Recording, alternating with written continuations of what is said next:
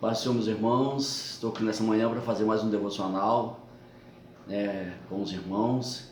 E eu acredito que dentro em breve a gente vai poder estar reunindo já e voltar à normalidade. Estarmos juntos, estamos com saudades.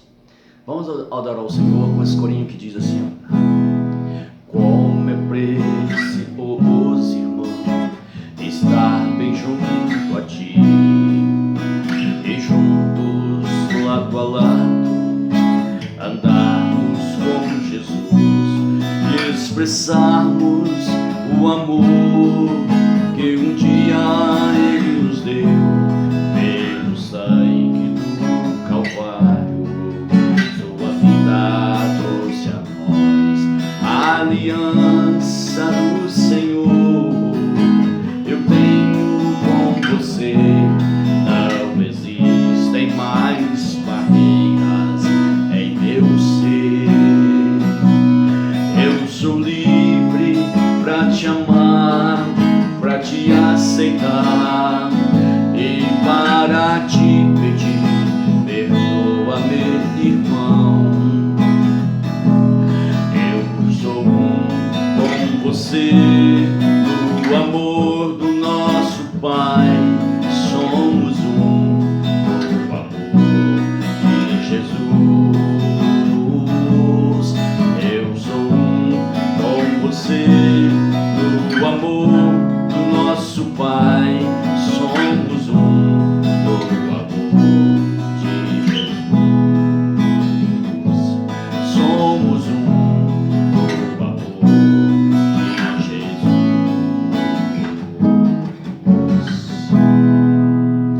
Estamos com saudades, né? Graças a Deus. Meus amados, eu queria compartilhar com vocês uma palavra que encontra-se em Romanos, capítulo 1, versículo 16. Romanos, capítulo 1, versículo 16, diz assim: não me envergonho, o apóstolo Paulo falando. O apóstolo Paulo foi quem escreveu aos romanos, à igreja de Roma, que estava em Roma.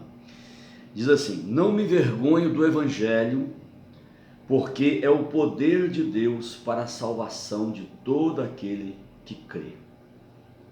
Porque no evangelho, não é só o evangelho, mas no evangelho se revela a justiça de Deus, que do princípio ao fim é pela fé. Amado, o evangelho faz duas coisas conosco, duas coisas ele traz para a gente. Primeira coisa que o evangelho traz para a gente: a salvação para viver nesse mundo aqui. Nesse mundo aqui, andando no nosso próprio entendimento, a gente anda em trevas, porque todas as ideologias, ideias e ensinos que as pessoas desse mundo ele traz uma ideia do homem. A ideia do homem, ela é firmada, ela é fincada, ela é fundamentada no próprio homem. E geralmente esse homem, quando se trata de construção humana, ele tem uma inteligência espetacular, constrói coisas, a ciência evolui, porque o homem é inteligente, porque Deus nos fez a sua imagem, né, e a sua semelhança. E por ser Deus inteligente, o homem também é inteligente. O problema todo não está na inteligência do homem. O problema todo está na questão espiritual do homem. Na questão espiritual, na área espiritual, o homem está morto. Ele não tem sensibilidade espiritual. Efésios capítulo 2 diz que o homem estava morto em ofensas e pecados.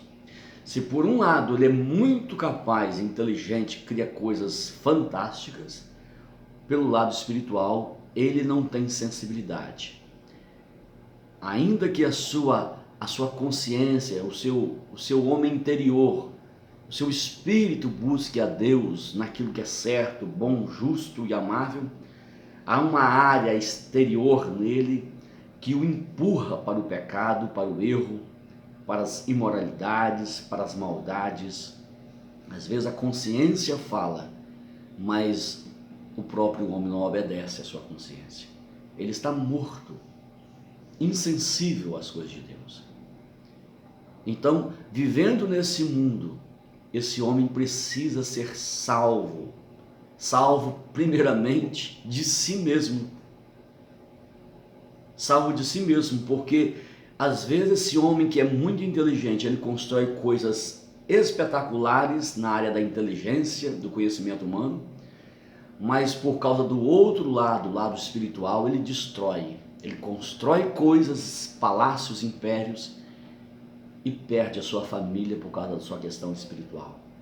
Perde os seus filhos, perde os seus entes queridos. Ele perde a alegria, a paz de viver. Quantos homens ricos que estão hoje dentro dos seus palacetes, deprimidos. Construíram impérios, mas por causa da área espiritual estão sofrendo, padecendo angústias terríveis.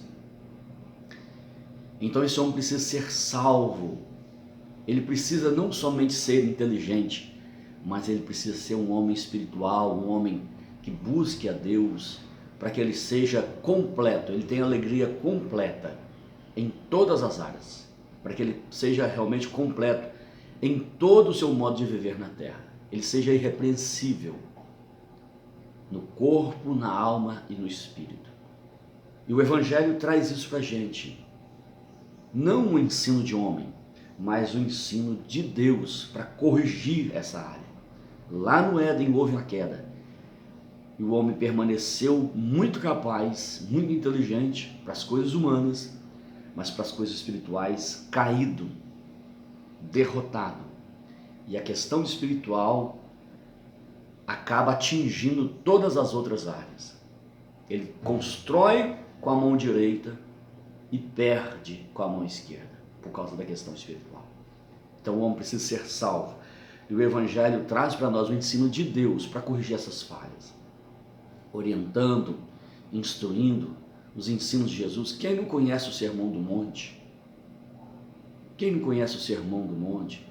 O Sermão das Bem-aventuranças, falando sobre o amar ao próximo, sobre fazer as coisas com a mão direita sem que a esquerda perceba. São ensinos para corrigir essa área. Você que às vezes é um homem abastado, que usa a sua inteligência para construir coisas, mas na área espiritual está angustioso, triste, porque tem perdido, às vezes, família, tem perdido coisas que você não queria perder, é por causa da questão espiritual. Venha a Cristo.